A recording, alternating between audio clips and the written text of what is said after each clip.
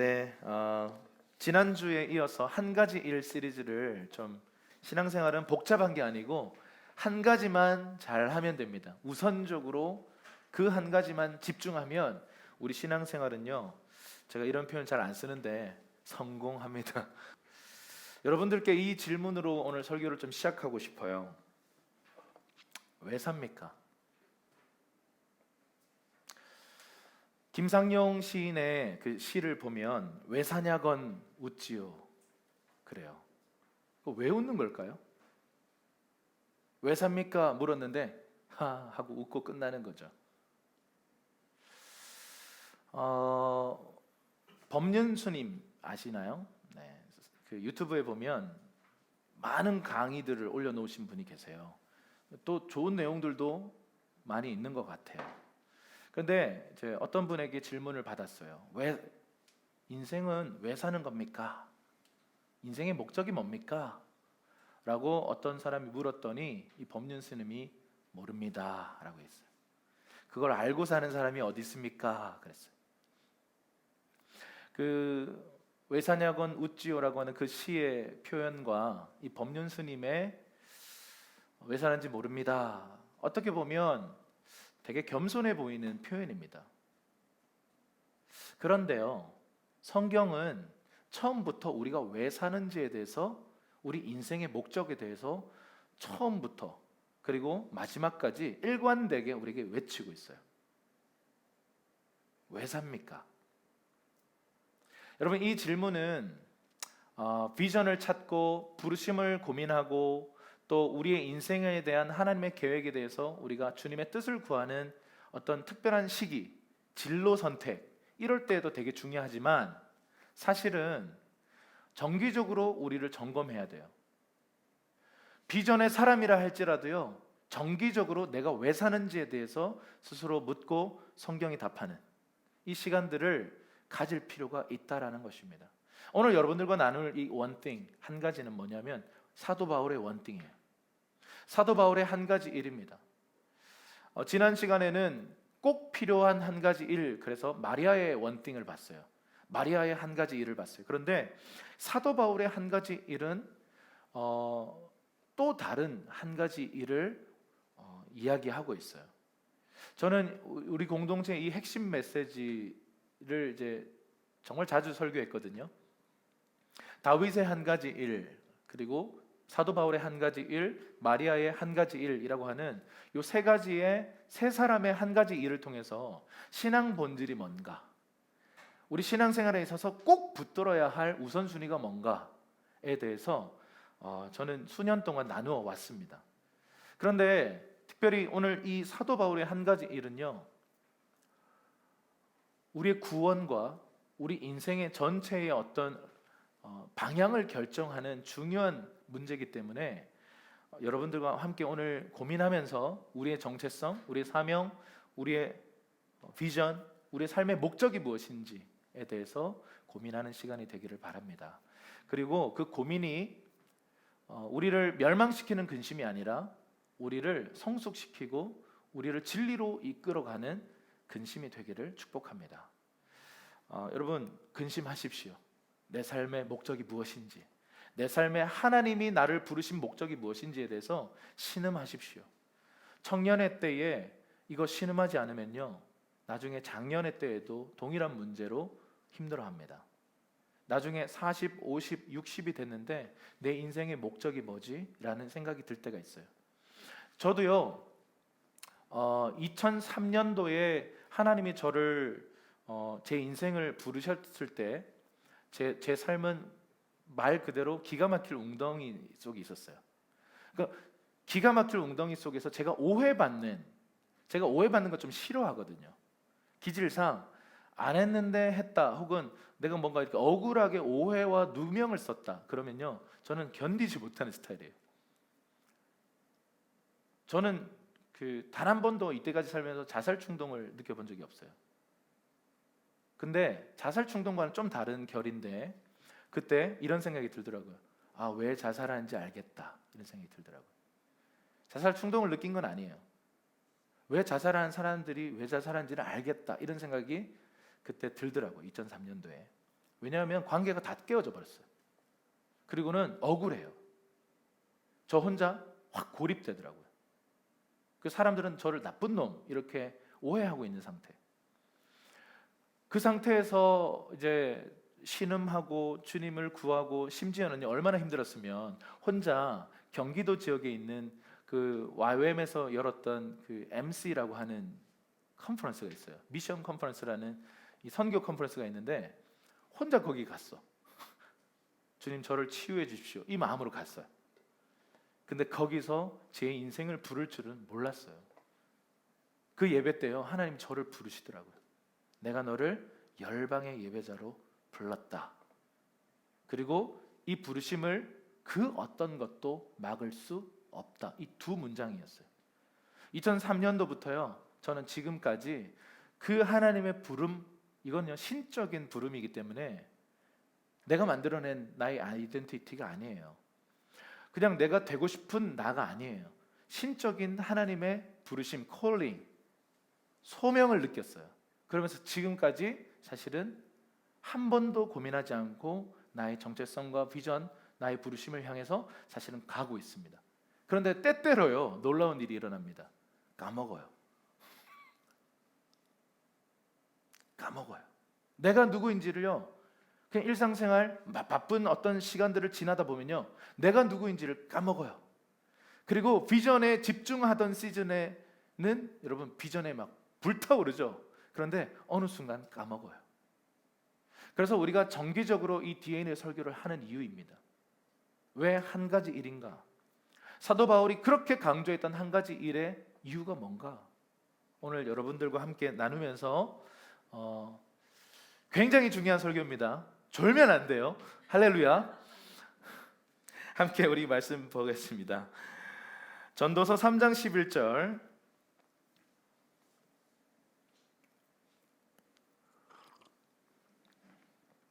시작.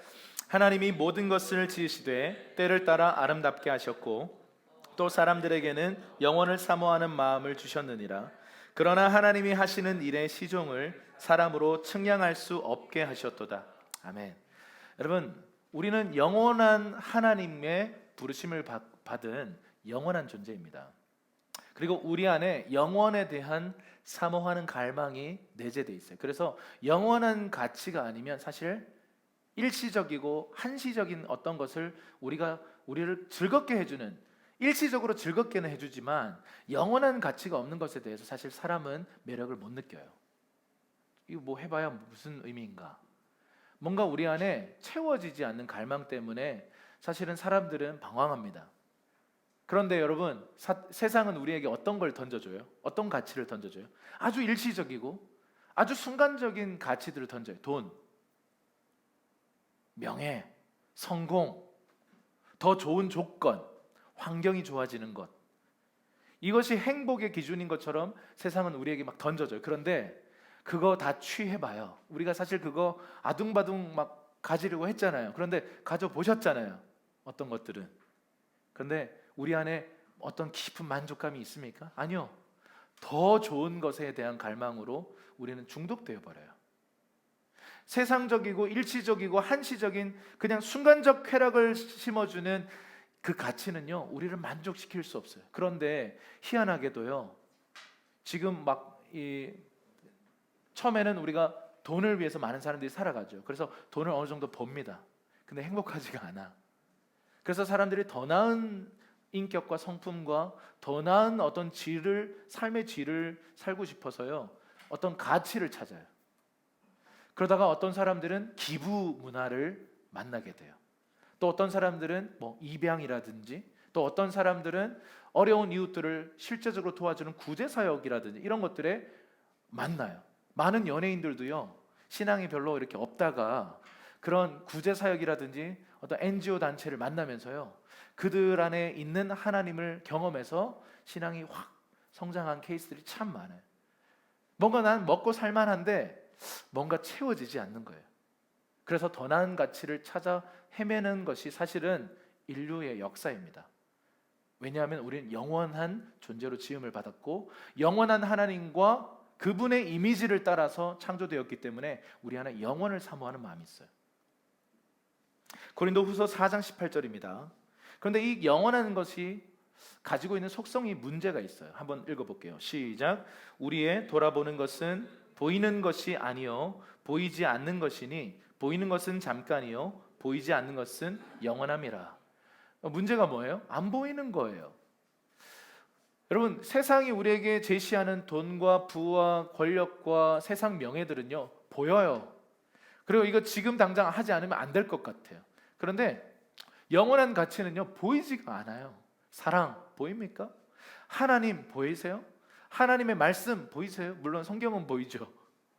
뭔가 보이지 않는 것을 따라서 살라 그러니까 사실은 우리에게 딜레마가 생기는 겁니다. 뭔가 영원한 존재로 지음받아서 영원을 사모하는 마음이 있어서 영원을 따라 살고 싶은데 그 영원이라는 가치는 보이지가 않는 거예요. 그러니까 세상 가치와 정면충돌하니까 사실은 우리 안에 어려움이 있습니다. 자, 그런데 오늘 여러분들과 함께 이 영원에 대해서 성경이 무엇라 말하고 있는지에 대해서 하나하나 살펴보면서 우리가 붙들어야 할 영원한 가치가 무엇인지를 발견하는 저와 여러분이 되기를 주님의 이름으로 축원합니다. 자, 우리 요한복음 3장 16절이에요. 우리 너무 유명한 말씀이에요. 큰 목소리로 시작. 하나님이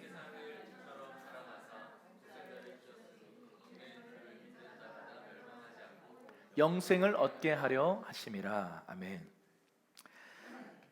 하나님이 그 아들 예수 그리스도를 이 땅에 보내신 이유가 뭐라고 돼 있어요? 우리를 멸망이 아닌 어디로 데려가기 위해서?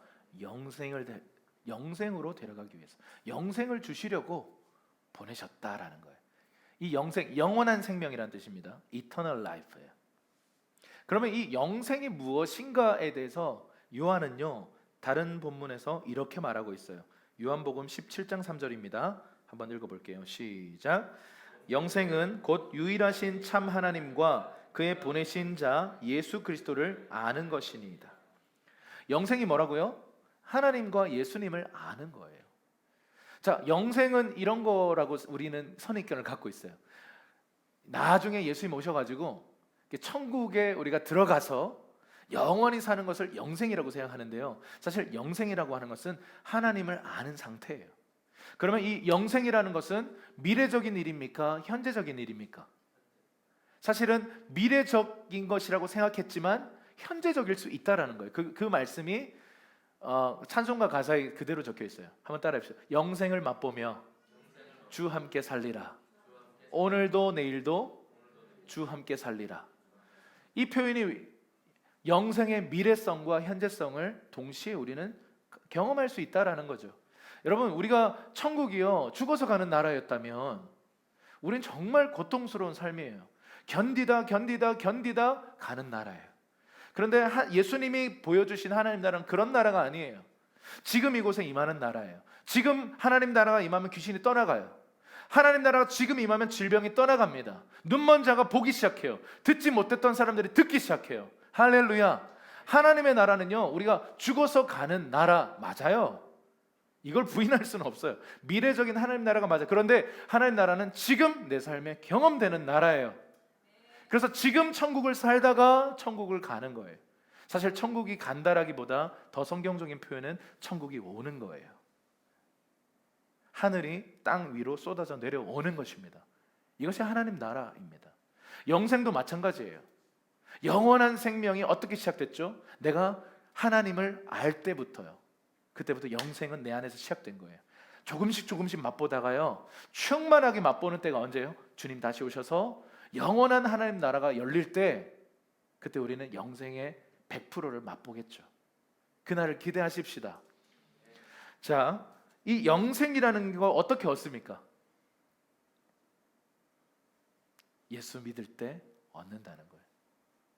정말 저는요 이렇게 심플한 복음의 길을 생각할수록 신비해요. 이렇게 해야, 이런 행위를 해야, 돈을 한 1,000만 원 헌금해야 구원 얻으면 좀 확실하잖아요. 이렇게 하면 구원 얻는 거니까. 그런데 우리에게 주님께서 제시하신 것 딱 하나예요. 하나님을 아는 것, 그리스도를 아는 것. 그분을 믿는 것, 영접하는 자, 곧 그 이름을 믿는 자에게 하나님 자녀가 되는 권세를 주겠다라는 거예요. 믿음이에요. 여러분, 이 영생은 그분을 믿고 아는 사람들에게 쏟아져 버리고요. 그것이 미래에 경험될 하나님 나라지만 지금 이미 내 안에서 경험되어 버렸어요. 그러니까 세상을 따르지 못하죠. 여러분, 세상을 따를 가능성이 없습니다. 진짜를 맛봤는데 짝퉁을 선호한다? 그럴 일은 일어나지 않습니다.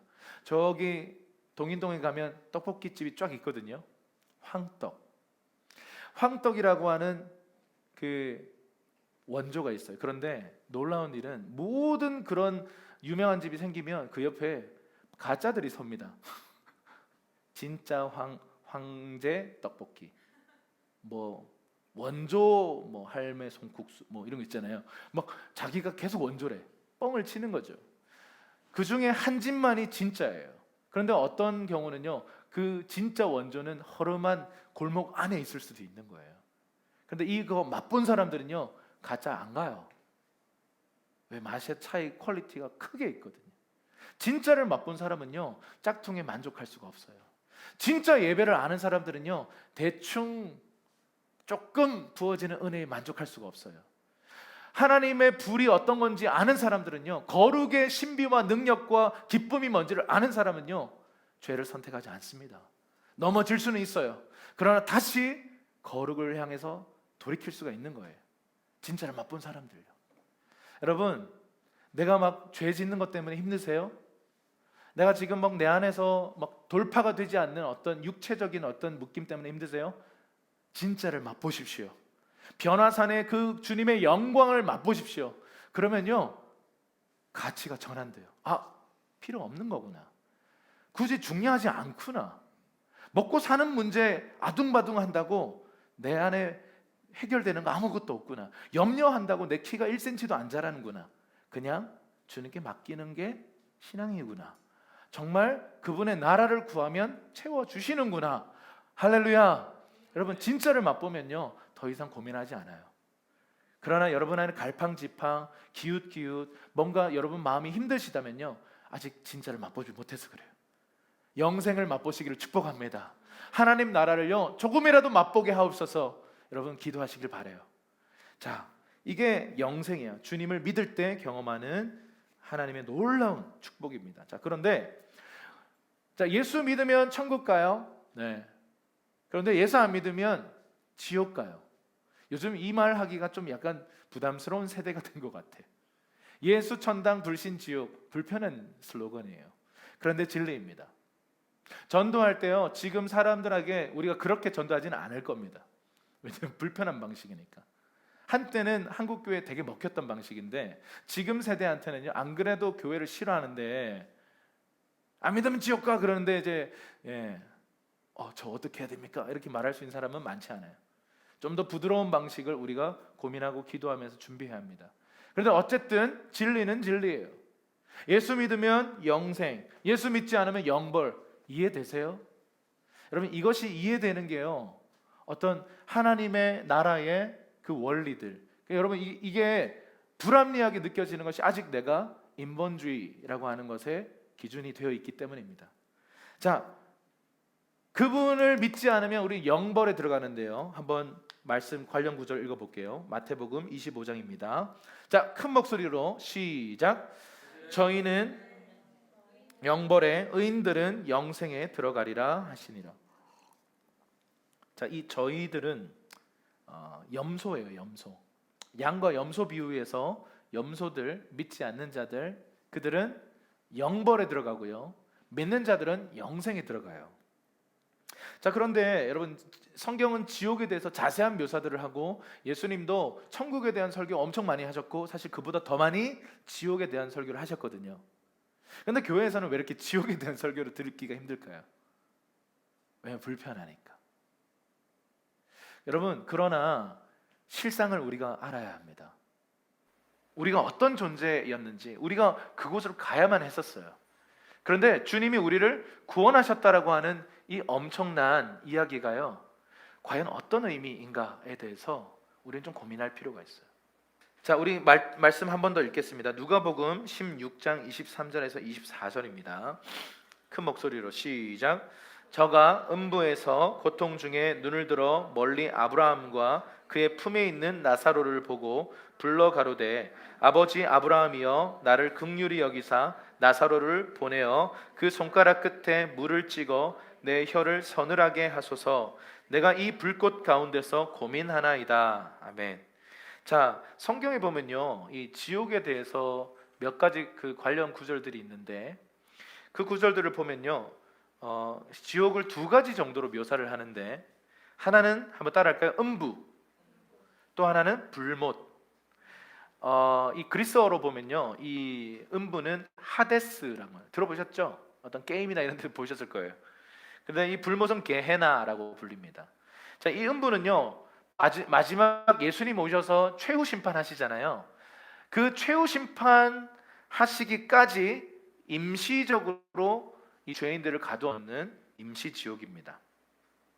자, 그런데 이 최후 심판 이후에 이 불못의 모든 사람들까지 포함되어서 음부라고 하는 이 장소가 들려서 같이 던져지게 된다라는 거예요. 그러니까 이게 최후 심판 이후에는요, 이제는 악이 제거되어져 버리는 거죠. 그러니까 영원한 하나님의 나라에서는요, 죄라는 것이 그냥 삭제되어 버립니다.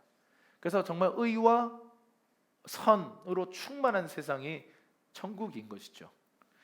자, 이 방금 읽었던 이 누가복음 16장에서의 이 지옥에 대한 묘사를 보면 24절 한번 보세요. 불러 가로되 아버지 아브라함이여 나를 긍휼히 여기사 나사로를 내게 보내어 그 손가락 끝에 물을 찍어 내 혀를 서늘하게 하소서. 내가 이 불꽃 가운데서 고민하나이다. 자, 불꽃 가운데서 이 고민하다는 게 그냥 우리가 번역이 너무 점잖게 돼 있잖아요. 근데 헬라어로 보면 오디나오라고 하는 단어인데 극도의 고통과 괴로움을 느끼는 거예요. 상상하기 힘든 고통이 있는 곳이에요. 그래서 또 다른 본문에 보면요, 불로 튀겨지는 것 같은 그런 고통을 느낀대요. 소금 치듯한, 불로 소금 치듯함을 느낀대요. 그래서 지옥에 대한 묘사들을 보면요, 우리가 영원한 존재라서요, 차라리 지옥불에서 죽었으면 좋겠는데 안 죽어지는 거야. 죽어지지 않고 계속 재생되는 거야. 구더기가 몸을 파먹는답니다. 그런데 또 재생돼요. 또 파먹어요. 그러니까 이런 끝나지 않는 고통 속에서 영원한 형벌을 당하게 되는 것이 지옥의 고통이라는 거예요. 여러분, 이것은 일관적으로요, 성경은 자세하게 묘사하고 있어요. 그런데 우리는 성경을 읽을 때 그냥 그렇구나 하고 지나가 버려요. 지옥에 대해서 묵상해 보셨나요? 하나님 나라에 대해서 묵상해 보신 분은 꽤 많은데요, 지옥이 얼마나 참혹한 곳인가, 내가 원래 거기 들어갈 수밖에 없었던 죄인이라는 것에 대해서 우리는 묵상해 볼 필요가 있어요. 그럴 때 하나님 은혜가 얼마나 위대한지를 알게 돼요. 하나님의 사랑이, 예수님이 이 모든 것을 담당하셨다는 것이 얼마나 큰 사랑인가를 우리는 이해할 수 있습니다. 여러분, 오해하지 마십시오. 하나님을 두렵게 생각하지 마세요. 지옥은 사람을 위해 만들어진 곳이 아닙니다. 사탄과 그를 따르던 타락한 천사, 귀신들을 가두기 위해서, 영원한 형벌 속에 넣기 위해서 만든 곳이지 사람을 보내기 위해서 만든 곳이 아니에요. 그런데 하나님의 공의의 성품을 너무 잘 아는 사탄은요, 그가 사랑하는 인류의 적어도 몇 사람이라도 더 데리고 지옥불에 들어가기 위해서, 자기가 들어가는 건 어쩔 수 없는 거잖아요. 정해진 바니까. 그런데 한 사람이라도 더 지옥에 데려가기 위해서 애쓰고 있는 게 지금 사탄의 역사다라는 것입니다. 자, 빌립보서 3장 12절 말씀 함께 읽겠습니다. 자, 그렇다면 이런 영원한 존재로 지음을 받았고 영원으로 우리는 부신 하나님 앞에 그러면 어떻게 해야 하는가? 근데 사도 바울은 한 가지만 하면 돼, 이렇게 말하고 있어요. 빌립보서 3장 12절입니다. 시작. 내가 이미 얻었다 함도 아니요 온전히 이루었다 함도 아니라 오직 내가 그리스도 예수께 잡힌 바 된 그것을 잡으려고 달려가노라. 자, 이 빌립보서는요, 빌립보라고 하는 이 도시, 세워진 교회입니다. 그 교회에게 보낸 서신서인데 로마의 식민지 도시였어요. 그리고 퇴역한 군인들이 많이 살았어요. 그래서 이 로마 문화가 장악하고 있었고 그 도시에 사는 사람들은 기본적으로 어떤 마음을 갖고 있냐면요, 자꾸 높아지려고 해요. 겸손해지기보다는요, 좀 높은 마음을 품는 사람들. 그리스 로마 신화 자체가, 세계관 자체가 좀 높아지려고 합니다. 신이 되려고 하는 거죠. 그런데 신이 인간이 되어서 왔다 하니까 사람들이 놀라는 거죠. 자, 그래서 이 빌립보라고 하는 이 지역에 살았던 이 교회에 문제점이 있었어요.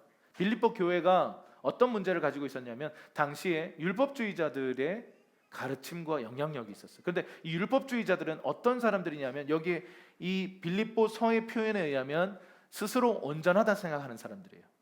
스스로 내가 잘났다 생각하는 사람들이에요.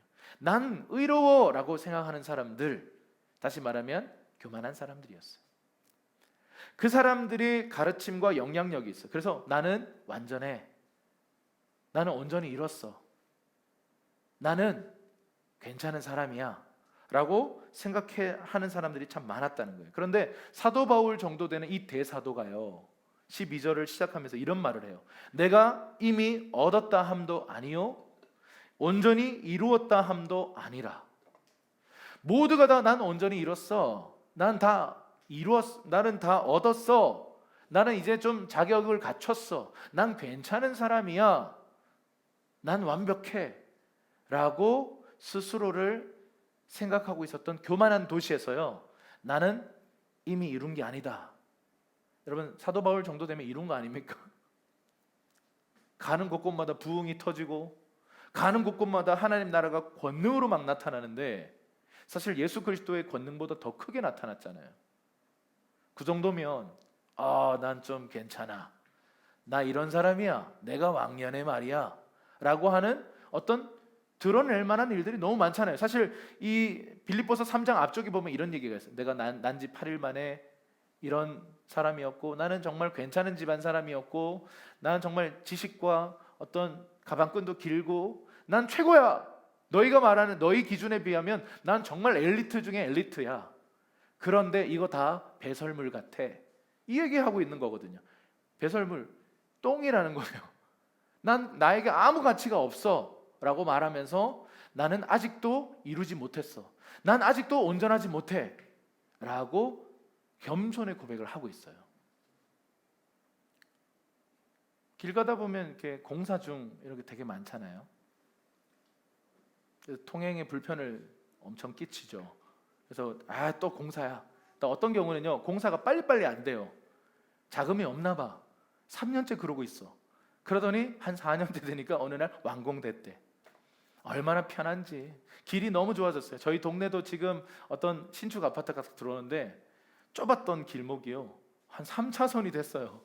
그래서 어제 막 지나오면서 할렐루야 이렇게 너무 좋더라고요. 영진점인데 후문 쪽에 완전 길이 닦였어요. 그래서 참 감사하더라고요. 그런데 처음에는 얼마나 불편한지요.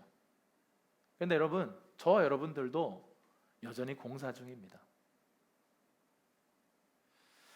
여러분, 가끔씩 이런 생각이 드세요? 저는 이제 제가 제일 조심해야 될 사람이에요. 난 이제 이루었어. 난 이제 온전한 사람이야 라고 하는 착각 속에 딱 들어갈 때 패망의 지름길로 가고 있는 거예요. 가끔 여러분 살다 보면 좀 큐티 안 빠지고 한 3주 했다. 그럼 어떤 생각이 들어요? 나 요즘 괜찮아. 여러분, 만약에 기도 생활 멈추지 않고 매일 기도했다. 나 요즘 충만한 것 같아 라는 생각이 딱 들어오는 순간 사실은 다음 날 정도 아니면 한 3일 안에 누워져 있습니다. 그러니까 교만이 들어오면 사단의 역사가 풀어지고 하나님의 임재가 떠나기 때문에 그렇습니다. 여러분, 저와 여러분은요 여전히 공사 중이에요. 이것을 부끄러워하지 말아야 해요. 우리의 연약함을 나누는 것을 부끄러워하지 마십시오. 사도 바울은 그것이 나의 자랑이다 그랬어요. 나의 약함은 나의 자랑이요, 십자가가 나의 자랑이요 라고 얘기했어요. 세상적인 이 자랑할 만한 이 기준들은요 배설물이라고 말하면서 나의 약함이 자랑이래요. 왜냐하면 이 약함 때문에 그분의 강함이 더 더 도드라지니까, 내가 약하고 내가 낮아지니까 그분이 더 높아지니까 나는 이거 자랑하겠다는 거예요.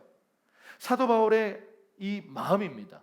당시 사회의 모두가 다 높은 척하고 자기가 뭔가 된 것처럼 착각하고 사실은 교만한 세대를 살고 있던 이 세대 속에서 대사도, 정말 많은 업적을 이루었던 이 사도가 나는 얻은 게 아니야, 난 온전히 이룬 게 아니야, 여전히 앞에 있는 것을 향해 달려가고 있어, 앞에 있는 그 한 가지 일을 향해서 달려가고 있어 라고 말을 하고 있습니다.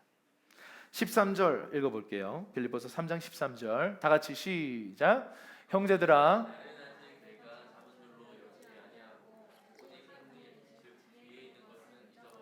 앞에 있는 것을 잡으려고. 자, 뒤에 있는 것은 다 잊어버리고 앞에 있는 이 한 가지 일, 여기 오직 한 일이라고 되어 있는 것이 one thing이에요. 한 가지 일이에요. 뒤에 있는 것을 다 잊어버리고 앞에 있는 한 가지를 잡으려고 달려가고 있다, 이렇게 얘기해요. 사도 바울은 뒤에 있는 것은 잊어버려라, 그렇게 얘기해요. 제가 기도할 때 이런 기도 많이 해요. 왜냐하면 제가 그걸 빠져나와서 그래요. 부정적인 메시지, 과거가 주는 부정적 메시지가 있어요. 상처로부터 오는, 상처가 치유되기 전까지는요, 끝까지 우리에게요 부정적인 메시지가 계속 와요. 그리고 우리를 시즌마다 발목을 잡아요. 굉장히 힘듭니다. 여러분, 과거에 뭐 좋은 일이든 나쁜 일이든 실패가 있었든, 여러분 만약에 과거에 성공이 있었던 사람들은요, 내가 그래도 이런 사람인데 라고 하는 이 뭐예요, 이 뽕 이런 게 들어가요. 적당한 단어가 뭐죠? 후가시? 이런 게 막 들어가요. 거품이 생겨요, 거품이. 그리고 그래서 대충 하다가 망해요. 그런데 실패를 경험한 사람들 또 반대로 또 망할 줄로 굳게 믿고 있어요. 나는 망할 것이다 예언하고 있어요. 그러니까 또 망해요.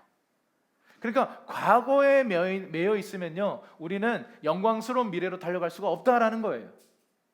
그것이 좋은 일이든 나쁜 일이든요, 뒤에 있는 것은 내려놔라, 앞에 있는 한 가지를 향해 달려가라 라고 말하고 있습니다. 자, 14절 말씀을 한번 읽어보겠습니다. 빌립보서 3장 14절 말씀 함께 읽겠습니다. 시작. 표대를 향하여 그리스도 예수 안에서 하나님이 위에서 부르신 부름의 상을 위하여 달려가노라. 자, 이 표대를 향해서 그리스도 예수 안에서 하나님이 위에서 부르신 부름의 상을 위해 달려가노라. 또 꺼져버렸네. 한 번만 더 눌러주세요. 여러분, 이 앞에 있는 그 한 가지 일을 부연 설명하는 것인데요, 표대를 향해 가라는 거예요. 여러분, 우리가 요 기준점, 목표가 분명하지 못하면 사실 우리 인생도 많이 배회하게 됩니다. 여러분, 그런 우리 기도가 그래요. 기도가 분명한 목적을 위해서 기도해야 되는데 기도하다 보면 내가 혼미해져요. 무슨 기도했었지? 그리고는 딴 생각에 빠질 때가 있어요. 여러분, 기도할 때 허공을 치는 그냥 이 기도 저 기도 조금씩 하는 게 아니라 분명한 관역을 향해서 기도해야 돼요. 영적 전쟁, 분명한 관역을 갖고 기도해야 돼요. 그냥 떠나가라 이러면 안 돼요. 분별을 하고 그 우리를 공격하는 영이 이런 영이구나 깨닫고 성경적인 방식으로 그것을 대적해야 되는 거죠. 여러분, 그래서 우리는 표대를 향해서 달려가야 합니다. 비전이 없으면 백성은 방자해진다라고 성경은 말하고 있습니다. 목표가 없으면 우리의 인생이요 계속 왔다 갔다 해요. 그리고 어떤 사람들의 어떤 비전에 캐스팅돼서 동원되는 삶을 살다가 끝나버려요. 여러분, 저와 여러분은요 하나님 앞에서 나의 삶을 살아야 돼요. 나의 부르심을 따라가야 돼요. 그 표대가 있어야 합니다. 그런데 놀라운 사실, 우리에게 위로가 되는, 동기부여가 되는, 그리고 이것은요 우리가 세상적인 어떤 것과는 전혀 다른 이 부르심에는 항상 상급이 따라온다는 거예요. 이것은 영원한 상급이에요. 이 영원한 상급은 우리에게 기꺼이 포기할 수 있는 이유가 됩니다. 한번 계속 말씀을 좀 보겠습니다. 로마서 8장 28절 말씀 읽어볼게요. 로마서 8장 28절 시작. 우리가 알거니와 하나님을 사랑하는 자 곧 그의 뜻대로 부르심을 입은 자들에게는 모든 것이 합력하여 선을 이루느니라. 아멘. 하나님을 사랑하는 자, 그들을 다른 말로 표현할 때는 그 뜻대로 부르심을 입은 자. 우리 옆 사람에게 그렇게 얘기해 주세요. 당신은 하나님의 뜻대로 부르심 받은 사람입니다. 한번 얘기해 주시죠. 네. 당신이 여기 와 앉아 있는 이유는요, 당신이 온 게 아니에요. 하나님의 뜻대로 불러서 여기 와서 앉아 있는 겁니다. 아멘이십니까? 옆에 있는 사람 만난 거 우연일까요? 그냥 지나가다가 우연히 그냥 만난 걸까요? 아니요. 수조억 분의 1의 확률 가운데 우연히가 아니라 필연적으로 하나님의 디자인 속에서 하나님의 시즌에 만나서 우리는 여기에 같이 앉아 있어요. 이걸 우리는 하나님의 섭리라고 불러요. 여러분, 하나님 나라에는 우연이라는 단어가 없어요. 우연히 된 일은 아무것도 없어요. 그것이 나쁜 일이라 할지라도요, 우연히 일어난 일은 아무것도 없어요. 분명한 하나님의 뜻이 있고 그 뜻대로 사람들을 부르시고 배치하시고 우리를 이끌어 가시기 때문에 우리가 그 일을 겪는 것입니다. 여러분, 하나님의 뜻대로 부르심을 입은 사람, 이 콜링이라는 게 뭘까요? 부르심이 뭘까요? 부르심에 대해서 영어, 한글, 히브리어, 그리스어가 갖고 있는 주도적인 뜻은 비슷한데요, 조금씩 달라요. 그래서 이 부르심의 이 각 언어들이 갖고 있는 이 뜻은 이렇게 표현할 수 있어요. 일단 부르는 거예요. calling, call 하는 거예요. call, 부르는 거예요. 또 하나는 뭐냐면 초대하는 거예요. 이러한 어떤 자리로 초대하는 것이 부름이에요. 이리 와, 잔치에 들어와. 이게 부르심이에요. 그리고 또 하나는 뭐냐면 우리가 직업으로 표현되는 vocation, 임무를 부여하는 거예요. 너 이런 일 해봐 라는 거예요. 그리고 naming something이라고 하죠. 그 존재를 불러주는 거예요. 그 존재의 정체성을 불러주는 거예요. 아담이 코끼리를 보고 코가 긴 동물을 보고 코끼리라고 불렀어요. naming something, 정체성을 부여해 주는 거예요. 이름을 주는 거예요. 그게 부르심이에요. 이걸 종합하면요, 이 divine calling, 하나님의 부르심은 우리의 정체성을 형성하는 거예요. 그래서 여러분, 예배 가운데 주님과의 어떤 관계 속에서 주님의 눈에 비춰진 나를 볼 때 내가 누구인지를 깨닫게 돼요. 그 찬양 가사의 표현인데요, 주님의 눈에 비춰진 아름다운 보리. 그건 누구의 아름다움이에요? 나의 아름다움이에요. 주님의 눈동자에 비춰진 아름다움은 나의 아름다움이에요. 여러분, 아름다우신 주님을 우리가 보면요, 내가 아름답다는 것을 그때 깨닫게 돼요.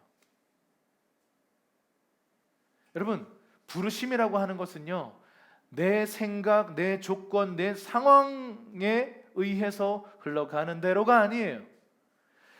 나와 상관없는 저 타자이신, 전혀 나와 다른 존재이신 저 하늘에 계신 그 아버지 하나님께서요, 내 인생을 부르세요. 모세야, 모세야라고 부르세요. 사무엘아라고 부르세요.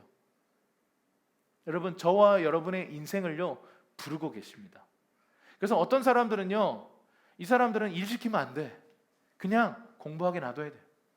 일하면 더 망가져. 공부하면 잘해. 그럼 공부해야 하는 거예요. 학자의 길로 가는 거죠. 또 어떤 사람들은요, 공부하라 그러면 허리가 아프고 온 몸이 아프고 마음도 아프고, 그냥 노래하라 그러면 또 너무 잘해. 그럼 그런 사람 그쪽으로 보내야 돼요. 어떤 사람들은요, 공만 주면 행복해. 하루 종일 공차. 그런 사람들을 막 앉혀놓고 공부시키고 이러면 사실은 우울증 와요. 그런데 공 주고 그걸 더 밀어주고 더 이렇게 응원해주면요, 그 영역 안에서 길을 만드는 사람이 될 수도 있어요. 여러분, 부르심이라는 것은요, 멀리 있는 얘기가 아니에요. 여러분 안에 있습니다. 하나님은 우리 안에 소원을 두고 행하시는 하나님이세요. 그렇다고 우리 안에 있는 소원이 다 부르심인가? 이건 또 조금 주객전도가 될 수 있는 말입니다.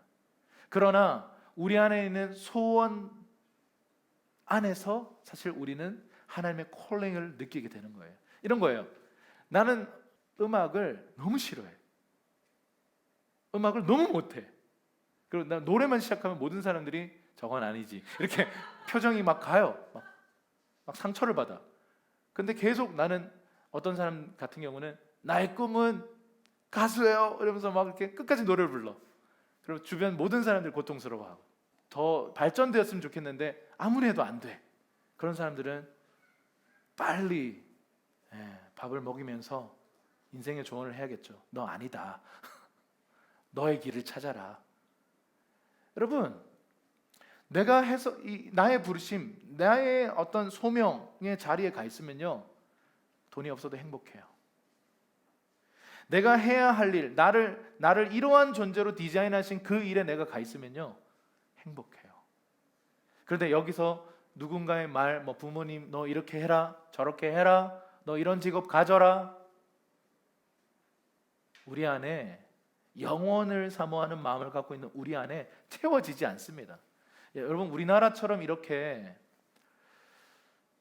우리의 꿈과 우리가 하는 일이 이렇게 분리되어 있는 나라도 잘 없어요.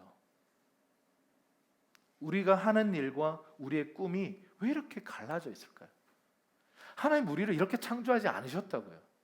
우리 안에 소원을 두시고 우리를 부르셔서 내가 정말 행복해하는 일, 그 일을 하면서 하나님 나라를 이루도록 우리를 부르셨어요. 그런데 하기 싫은 일 억지로 참아가면서 하니까 어떻게 돼요? 이상한 음지 문화가 막 생기잖아요. 그 스트레스 풀려고 부어라 마셔라. 여러분, 우리나라처럼 이렇게 그 직장인 문화가 이렇게 그 고상한 직장 다니면서 왜 그렇게 놀아요? 왜 그렇게 건전하지 않게 스트레스를 풀죠? 왜냐하면 행복하지 않아요. 하기 싫은 그 일을 견뎌내면서 하는 거죠. 그렇다고 제가 여러분들에게 직장 때려치라고 하는 말은 아닙니다. 어떤 분들은 때려치십시오.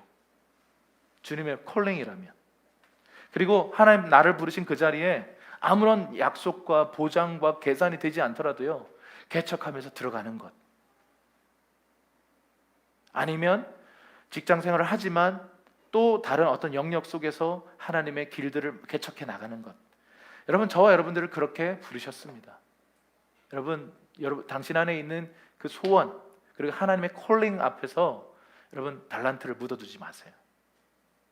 혹시나 여러분의 상황, 환경, 여러 가지 여러분 안에 있는 이 뭔가 열정들이 있는데 그걸 자꾸 어떤 것 때문에 묻어두셨다면, 여러분 오늘 묻어뒀던 그 달란트를요 다시 꺼내, 다시 파헤쳐서 주님 앞에 올려드리십시오. 그리고 하나님, 제가 지금 무엇 해야 합니까? 처음부터 너무 극단적으로 가지 마시고, 갑자기 사업을 시작하고 뭘 잘 다니던 직장을 때려치고 목사님 말씀 듣고 그래가지고 내 탓을 하고 그러지 마시고, 나의 길을 걸어가십시오. 하나님이 부르신 나의 길을 걸어가십시오. 그 부름에 상급을 쫓아서 가야 되지, 지금 내 눈앞에 있는 얼마의 재정, 내 눈앞에 있는 잠깐의 기쁨 때문에 영원을 놓치지 말라는 말인 거죠. 부르심은 그런 게 아니라는 거예요. 주님은 다소오셔서요 우리에게 이 부르심이라고 하는 기준을 놓고 우리를 심판하십니다. 모든 믿는 자들을요. 너 어떻게 살았니? 너 어떻게 살다 왔니? 내가 너에게 준 달란트 갖고 뭐 했니? 잘 묻어뒀는데요. 요한 2서 1장 8절입니다. 요한 2서 1장 8절. 자, 큰 목소리로 읽겠습니다. 시작. 너희는 너희를 삼가 우리의 일한 것을 잃지 말고 오직 온전한 상을 얻으라. 사도 요한이 얘기하는 게 뭐예요? 온전한 상. 한번 따라합시다. 온전한 상. 온전한 상을 받으라는 거예요. 상 일부만 받고 만족하는 게 아니에요. 온전한 상을 받으래요. 이게 무슨 말일까요? 상을 잃어버리지 말라는 거예요. 스스로 삼가 조심해서 우리가 일한 것들을 잃지 말고 온전한 상을 받으라. 영어로 보니까 a full reward예요. 꽉 찬 상급이 있다는 거예요. 그 상 전체를 받으라는 거예요. 저와 여러분을 위해서요, 그 부르심에 합당한 상급이요, full reward로 천국에 준비되어 있어요. 이거 잃어버리지 마십시오. 일부만 얻는 걸로 만족하지 말고 나의 온전한 상을 얻는 것을 향해서 달려가라는 거예요. 그게 사도 바울이 우리에게 말하고 있는 한 가지 일이에요. 고린도후서 5장 10절입니다. 시작. 이는 우리가 다 반드시 그리스도의 심판대 앞에 나타나게 되어 각각 선악간에 그 몸으로 행한 것을 따라 받으려 함이라. 아멘. 우리가 다 심판대 앞에 서서 우리가 어떻게 살았는가에 따라 심판을 받는다는 거죠. 자, 존 비비어가 이런 주옥 같은 명언을 남겼어요. 살아 계십니다. 남겼다니까 죽은 것 같은데. 자, 읽어볼게요. 같이 읽어볼게요. 시작. 영혼을 어디서 보낼지는 우리가 그리스도의 십자가에 어떻게 반응하느냐로 결정되고, 영혼을 어떻게 보낼지는 이후에 신자로서 어떻게 사느냐로 결정된다. 여러분, 우리는 어떻게 살았는가로 구원받는 게 아니에요. 여러분, 우리 예수 믿으면 거듭나요. 그런데 거듭난 신자는 어떻게 살았는가를 통해서 상급이 결정돼요. 근데 이 상급을 세속적인 관점에서의 상급으로 생각하시면 절대 안 돼요. 우리가 이 생에서의 삶이 우리가 영원의 삶의 퀄리티를 결정한다면 잘 살아야겠죠. 이걸 어떻게 비유하고 있어요? 운동선수들로 비유해요. 자기를 절제하고 훈련하고 막 다 친구들 놀러 다니는데 이 좋은 날에 훈련 받으러 와서 삶을 절제하고 고통당하고 있어. 이처럼 불쌍한 사람들 어디 있어요? 어떻게 보면 크리스천들 참 불쌍해요. 좋은 날에 와서 막 봉사하고 막 청소하고 예배하고 막 이 시간들을 이렇게 보내는 거죠. 근데 여러분, D-Day가 있고 결승선이 있다면, 그리고 그 이후에 상이 있다면 그거 기꺼이 내려놓고 훈련하고 믿음으로 걸어갈 수 있는 어떤 동기가 있는 거죠. 이유가 충분히 있는 겁니다. 하물며 운동선수들도 자기 자신의 삶을 그렇게 절제하면서 상을 향해서 달려가고 있는데, 영원을 향해서 달려가고 있는 저와 여러분들의 삶이 이 생에서의 삶을 아무렇게나 산다, 삶을 막 낭비한다, 있을 수 없는 일입니다. 영원한 가치를 따라서 대가 지불하면서 절제하면서 영원의 인생을 던지는 거죠. 그게 사도 바울의 삶이었어요. 이 한 가지 일에 집중해라는 거예요. 눈에 보이는 것을 따라서 뒤에 있는 어떤 좋은 일이든 나쁜 일이든 거기에 우리의 기초를 두지 말고 앞에 있는 한 가지 일, 그 부르심의 상급이라고 하는 곳에 우리의 뿌리를 받고 달려가라는 거예요. 우리 옆에 계신 분에게 달려가라. 자, 그러면 어떻게 살아야 하는가? 고린도전서 3장 10절에서 15절 같이 우리 천천히 또박또박 읽겠습니다. 시작. 내게 주신 하나님의 은혜를 따라 내가 지혜로운 건축자와 같이 터를 닦아두매 다른 이가 그 위에 세우나 그러나 각각 어떻게 그 위에 세우기를 조심할지니라. 이 닦아둔 것 외에 능히 다른 터를 닦아둘 자가 없으니 이 터는 곧 예수 그리스도라. 만일 누구든지 금이나 은이나 보석이나 나무나 풀이나 지프로 이 터 위에 세우면 각각 공력이 나타날 터인데 그날이 공력을 밝히리니 이는 불로 나타내고 그 불이 각 사람의 공적이 어떠한 것을 시험할 것임이라. 만일 누구든지 그 위에 세운 공적이 그대로 있으면 상을 받고 누구든지 그 공적이 불타면 해를 받으리니 그러나 자신은 구원을 받되 불 가운데서 받은 것 같으리라. 아멘. 자, 집중하십시오. 저를 봐주세요. 굉장히 중요한 얘기들이에요. 여러분, 신앙생활을 이렇게 비유하고 있습니다. 예수 그리스도라고 하는 터 위에다가 건축하는 걸 얘기해요. 건축할 때 기초공사가 중요하죠. 그래서 기초가 튼튼하게 세워져야 되는데 문제가 없어요. 예수 그리스도가 우리의 터랍니다. 자, 그러면 우리가 할 일은 뭐예요? 그 위에 잘 튼튼한 기둥들을 세우고 이 뼈대들을 세우고 잘 붙여가지고 지붕 세우면 집이 완성되는 거예요. 그런데 지혜로운 건축자는 어떤 사람들이냐면요, 괜찮은 재료를 써야 되는 거죠. 여러분, 막 예를 들어서 이 이야기가 동화에 이렇게 빗대어서 나온 게 뭐냐면 아기 돼지 삼형제예요. 이 아기 돼지 삼형제가 각각 다른 재료로 집 짓잖아요. 근데 늑대가 후 부니까 집으로 집을 지은 이 돼지는 그 집이 다 날아가 버렸어요. 그러니까 이런 나무로 한 것도 막 나중에 막 이렇게 무너져 버렸어요. 그런데 벽돌로 지은 집은 튼튼하게 남았죠. 똑같아요. 우리는요, 지금 이 세대라고 하는 것과 주님 다시 오시면 영원이라고 하는 세상으로 우리는 지나가게 돼 있어요. 그런데 질적으로 너무 차이가 나서 그림을 이렇게 그려요. 지금 생이에요. 근데 훅 올라가서 이렇게 이어지는 거예요. 완전히 퀄리티가 다른 세상이 열립니다. 그게 주님 오셔서 만드시는 하나님 나라가 완성되는 그 시대예요. 그런데 완전히 새로운 퀄리티로 이렇게 올라가는데 어떤 사람들은요, 여기서 열심히 살아요. 어떤 사역을 열심히 해요. 여기서 집을 열심히 지었어. 근데 이렇게 올라가는, 주님 다시 오셔서 그 최후 심판대를 통과해서 영원으로 가는데 예수 믿으면 다 가요. 근데 문제는 어떤 사람들은 영원에 이어지는, 지금의 삶이 영원으로 이어지는 삶을 사는 사람들이 있고요. 그래서 그것 가지고 상 받는 사람들이 있고요. 어떤 사람들은 천국 스타일이 아니야. 너무 세속적인 스타일이야. 영원과 이어지지 않는, 영원에서는 쓸모없는 것들로만 막 지어놨어. 그게 뭐냐면 여기 보면 나무나 풀이나 짚이에요. 그런데 금이나 은이나 보석으로 지어야 불 시험을 지날 때 그대로 지나가는 거예요. 그런데 나무나 풀이나 짚으로 지은 사람들은 홀랑 타버려요. 그게 최후 심판입니다. 저와 여러분은 최후 심판을 준비해야 돼요.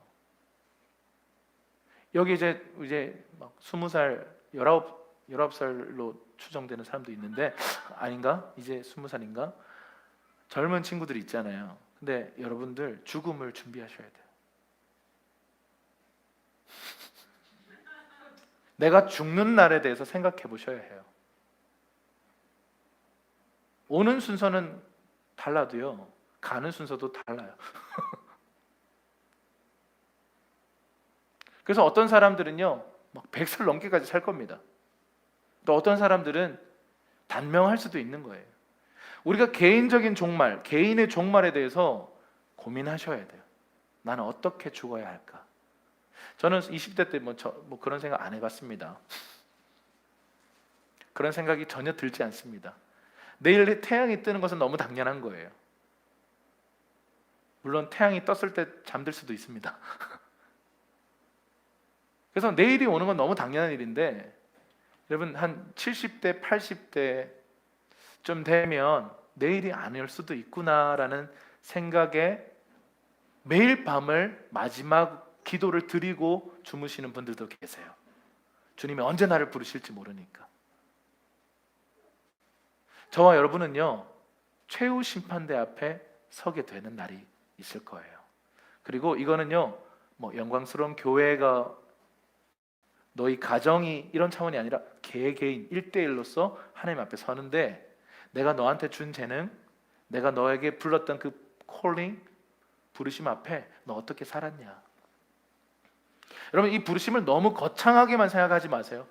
뭐 대통령이 되는 거, 뭐 이런 것만 자꾸 생각하지 마시고, 그냥 나 누구에게 따뜻하게 먼저 다가가 줄 수 있는 사람. 그래서 나는 가는 곳곳마다, 나의 부르심은 가는 곳곳마다 먼저 따뜻하게 다가가서 누군가와 연결되는 일에 촉매제가 되는 일이 저희 부르심이에요. 어떤 사람은 저는 가는 곳곳마다 중보 기도자로서 그 사람들을 위해서 중보하는 일이에요. 어떻게 보면요, 거창하지 않아요. 우리는 부르심을 너무 크게만 생각했어요. 물론 큰 부분이 있습니다. 부르심 안에서 우리는 성장해 가야 합니다. 그런데 부르심은요, 여러분만 보이는 그 독특한 관점이에요.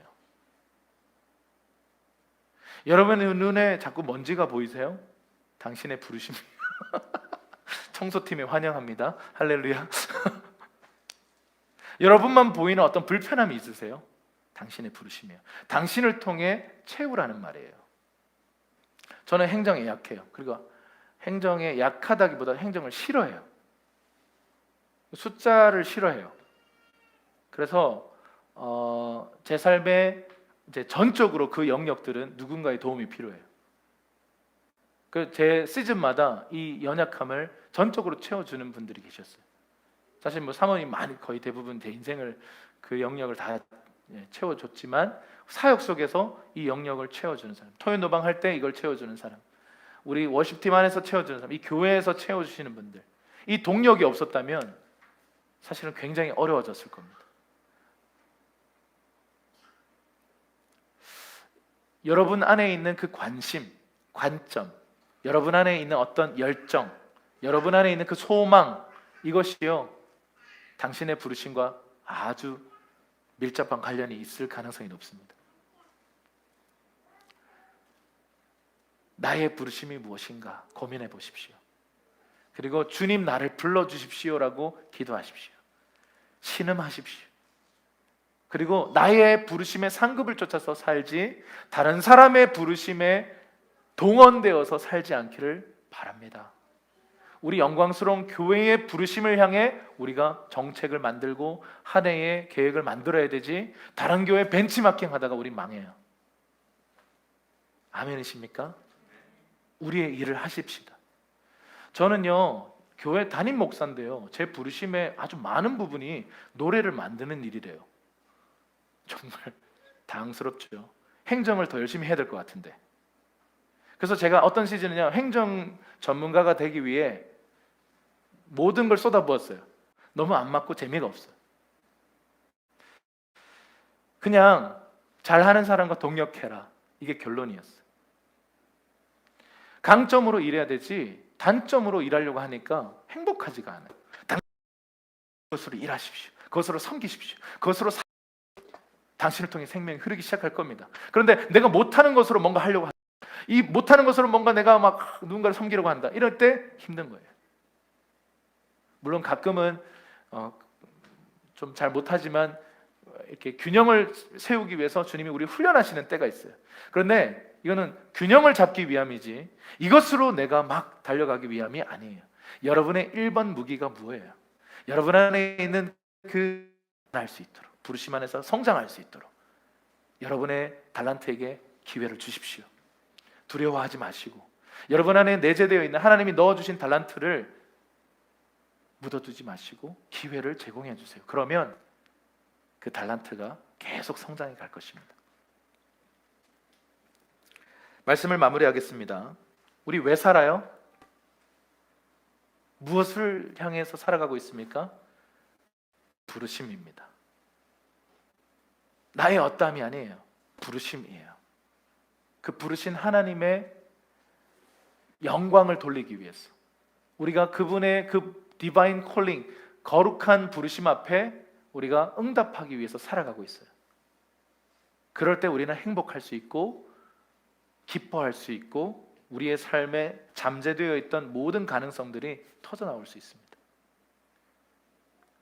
여러분, 이 사도 바울이 우리에게 말하고 있는 한 가지 일, 그것에 집중하는 저와 여러분이 되길 바랍니다.